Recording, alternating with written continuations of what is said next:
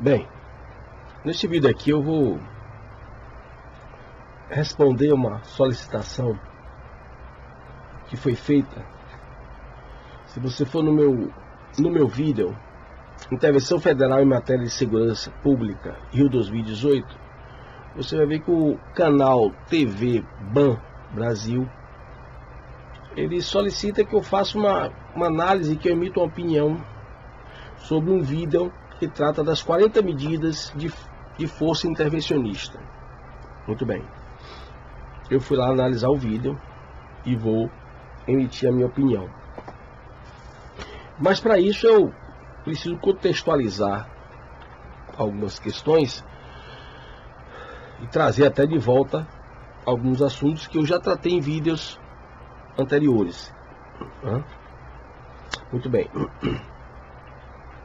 Primeiro temos que observar a formação do crime no Brasil, na América Latina, eu diria até no mundo ocidental. Esse crime, inclusive esse crime vinculado à questão de ordem do crime do famoso narcotráfico. Já salientei outros vídeos, como o sistema prisional e cocaína vermelha, por exemplo, onde eu abordo a tese do Joseph Douglas Jr., cocaína vermelha, onde ele mostra de maneira muito fundamentada da onde é que vem essas ideias sobre como destruir a civilização ocidental.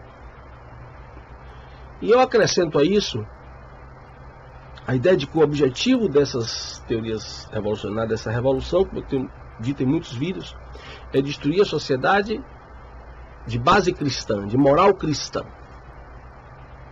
Então, onde você lê sociedade burguesa, inventada pelo seu Karl Marx, o seu Engels, leia, traduza sociedade cristã. Se você observar o que está escrito no Manifesto Comunista e comparar com o que está escrito no livro A Questão Judaica, do seu Karl Marx, você vai ver que essa tradução não é nenhuma interpretação simplesmente da minha parte. Então, é importante entender isto. E quem vai financiar? Qual vai ser esse projeto para destruir essa tal civilização ocidental de base greco-romana, judaico-cristã? Exatamente na União Soviética e na China comunista, os dois serviços secretos dessas instituições, desses países, eles vão planejar e executar exatamente a criação dessa rede de narcotráfico, inclusive tendo como carro-chefe a organização dessa rede de narcotráfico, Cuba, através dos irmãos Castro, que estão entre os maiores narcotraficantes do mundo, sempre estiveram, e também apoiados por grupos terroristas revolucionários, narcotraficantes, com os diversos exércitos de libertação nacional espalhados, criados e financiados pela KGB no Brasil, na América Latina, particularmente na América Latina, e fundamentalmente nessa dimensão aí capitaneado pelas Farc. Muito bem.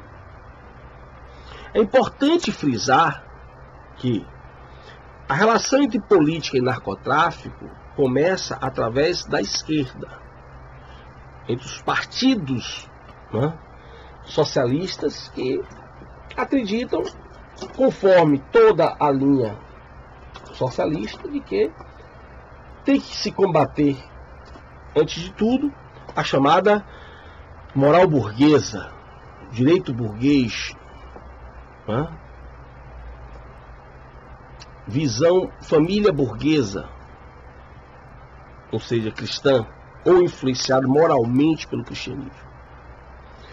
Então daí, porque para eles não é nada demais, não é nenhum problema em usar a droga como uma guerra química, uma forma de guerra química para destruir um determinado país ou mesmo um continente.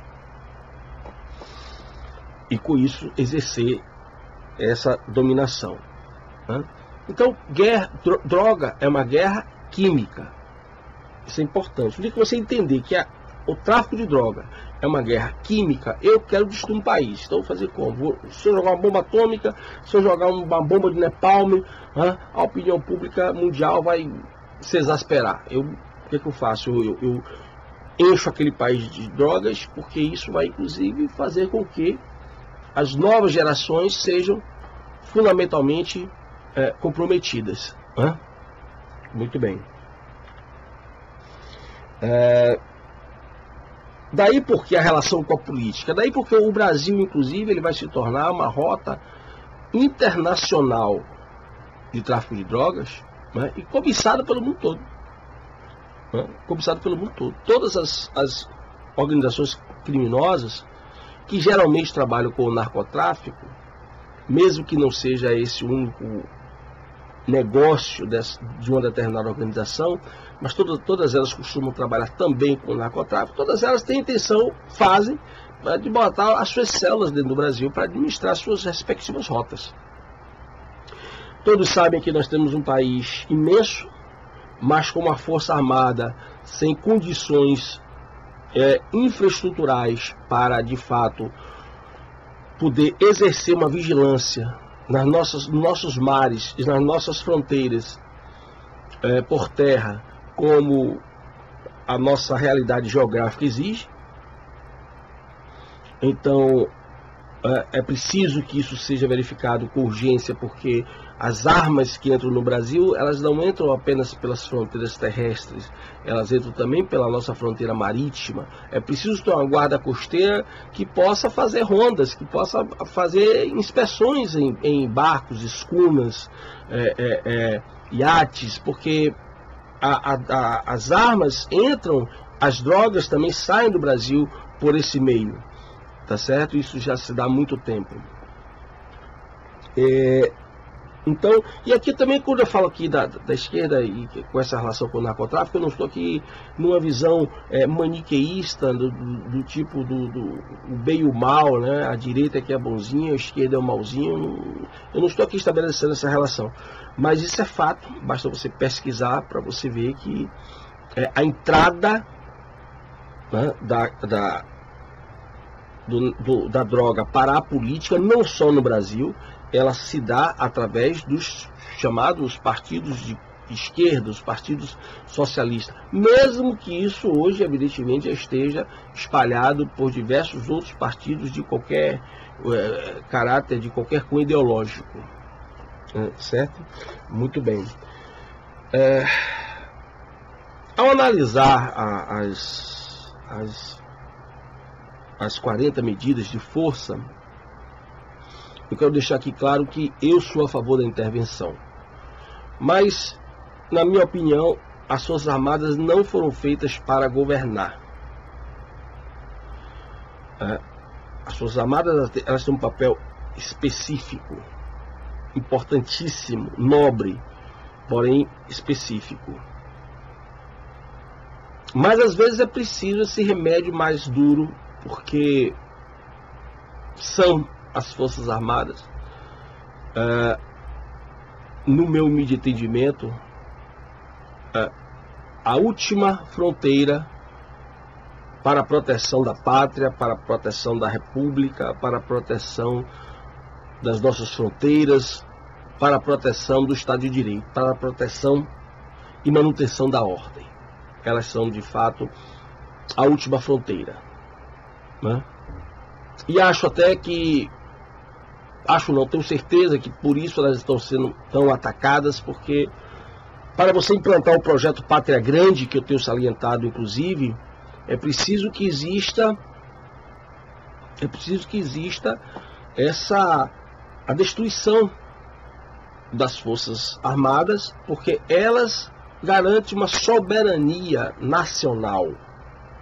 E isto vai contra, né, o chamado projeto Pátria Grande, né? Já falei várias vezes em outros vídeos, né? Nós estamos vivendo a implantação de um novo projeto apelidado de Nova Ordem. Infelizmente as pessoas aqui no Brasil mistificam muito isso, demonstrando muito mais pouca cultura do que sabedoria e expertise, porque na verdade eu já expliquei várias vezes que essa ideia de um governo mundial, ela vem desde pelo menos da Idade Média, perpassa toda a Idade Moderna, com diversos tratados no âmbito jurídico-filosófico, filosófico-jurídico, né? Onde se defendia a ideia de um governo mundial, culminando com o famoso opúsculo Paz Perpétua do Sr. Kant, né? Que embasou, inclusive, a Liga das Nações, a primeira experiência mesmo de instauração no governo mundial, e agora uma experiência mais avançada da Organização das Nações Unidas, né? Se você vive no tempo da Organização das Nações Unidas e acha que governo mundial é uma brincadeira mística, então, né, temos um problema, né? Então, é preciso entender que para se implantar este projeto, algumas medidas precisam ser tomadas nas mais diversas dimensões, em termos locais, em termos continentais e em termos mundiais, né? E passa por esse projeto também duas coisas extremamente importantes, né? A redução populacional e o controle das mentes, fazer com que as pessoas pensem de maneira uniforme. E melhor ainda, que não pensem. E quando pensem, seja lá o que venha a ser chamado de pensamento, pensem de maneira uniforme. Daí porque se falar de uma ética mundial, daí porque se falar em tantas coisas que estão sendo novidades agora, né? E tão badaladas, né? Muito bem. Só que no meu entendimento, para a efeito da análise deste vídeo que me foi proposto, das 40 medidas intervencionistas, bom, eu achei que há naquele vídeo, naquelas propostas, um certo grau de exagero, né? Por quê? Porque responsabiliza inteiramente as Forças Armadas por uma espécie da arrumação da casa. E nós temos que entender o papel e como surge essa militância que dá apoio a essa dimensão política. Nós não podemos esquecer da responsabilidade do povo, que mesmo que tenha existido fraude nas urnas eletrônicas, não faz parte do processo democrático, como aconteceu na reeleição de Dilma Rousseff, a apuração de voto em sala fechada. A apuração de voto secreta não existe em processo democrático. Isso caracteriza as ditaduras comunistas. China, Cuba, Rússia. Nesses países em que existe votação, mas sempre o ditador é reeleito. No caso aqui no Brasil, e na América Latina, mas no caso do Brasil, a coisa foi feita de maneira muito interessante, tá? Por quê? Porque você tem uma ditadura baseada na ideia de partido e não na ideia de pessoa. Então você renova as pessoas, mas o partido que está no poder é sempre o mesmo. Então você estava assistindo aí a preparação de uma ditadura que foi, digamos assim, parcialmente, houve uma mudança de trajetória parcial. Por quê? Porque eu já falei várias vezes, né, que o que você tem é a implantação do raciocínio dialético para convencer as pessoas de que realmente o PT é de direita, o PSDB é de direita. Eu já expliquei que isso é falta de conhecimento da nossa breve história do Brasil, né? Todos o que nós assistimos no cenário nacional hoje são partidos de esquerda, são correntes da esquerda lutando pelo poder. Se você não entende isso, eu recomendo que você pegue um bom livro de história do Brasil, né, que eu acho difícil, mas você pode encontrar, inclusive, em pesquisas na internet. Né? Recomendo também, inclusive, a leitura do novo livro lançado agora pela Vida Editorial, 1964, O Elo Perdido, o Brasil nos arquivos do Serviço Secreto Comunista.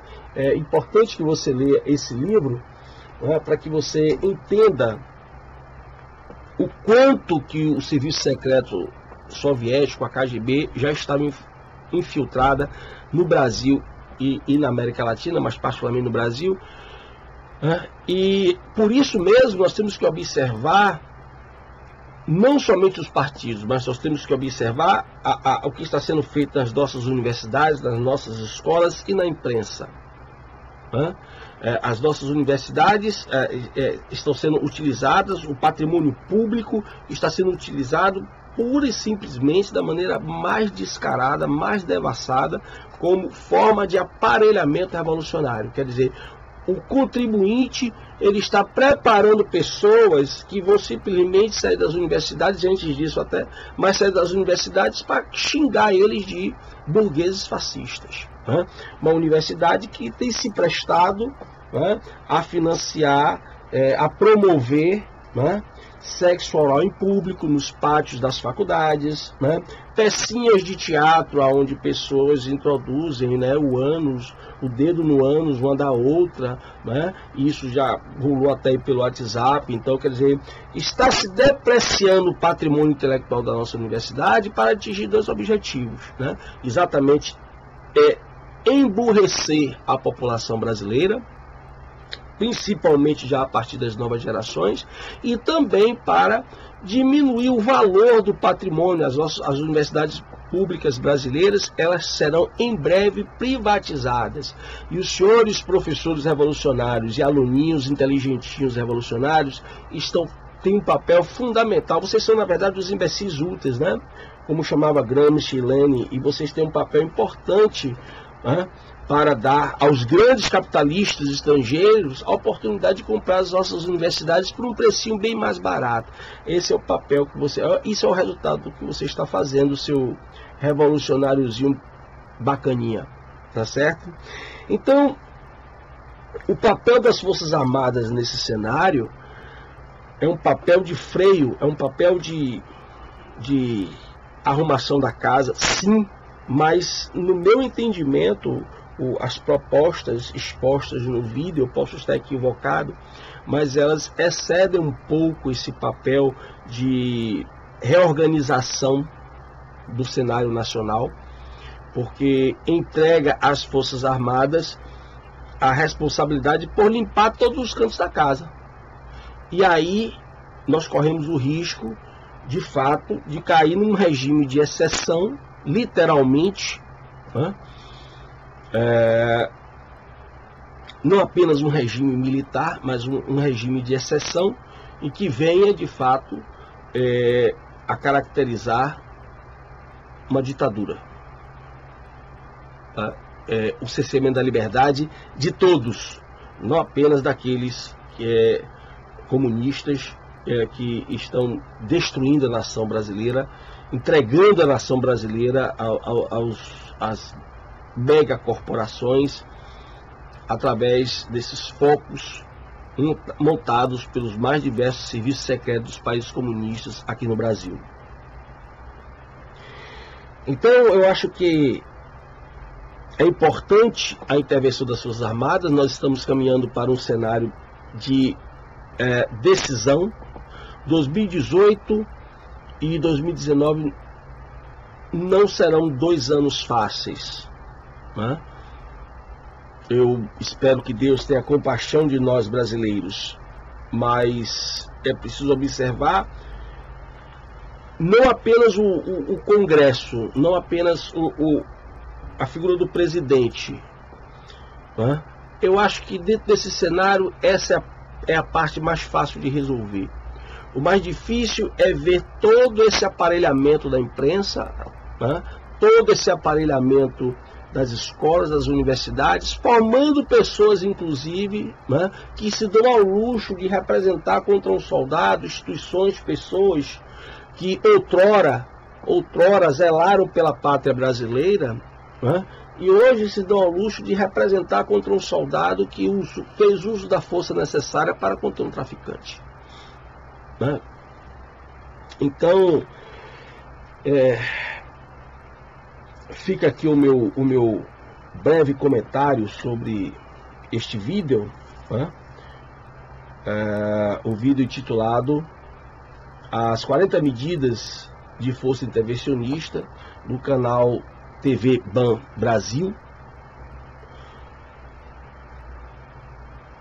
Espero que eu tenha correspondido às expectativas. Muito obrigado pelo convite. Estou aberto a novas trocas de ideias. E você que está escutando o meu vídeo, o meu canal, se você gostou, se inscreva, Seminário Crítica e Crise, e divulgue o meu trabalho. Muito obrigado pela sua atenção.